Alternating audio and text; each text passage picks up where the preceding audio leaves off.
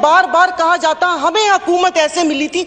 अरे आप लोगों को ट्रे में रख के किसी ने थोड़ी दी थी, छीनी थी हुकूमत के गले में ढोल बांधा है तो इसे बजाएं और थोड़ा सा रक्स भी करें ताकि हम सब महजूज हों।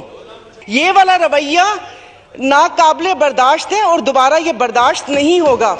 जी शुक्रिया स्पीकर साहब, काफ़ी देर से आपसे टाइम मांग रही थी लेकिन आपने अभी वो दिया।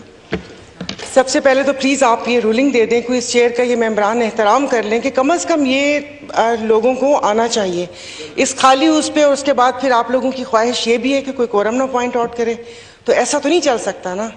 जैसे कि कहा किसी ने कि बादशाहत तो नहीं है, उनकी बी टीम भी नहीं है, कोई पॉकेट अपोजिशन भी नहीं है कि हम उनकी बात को माने।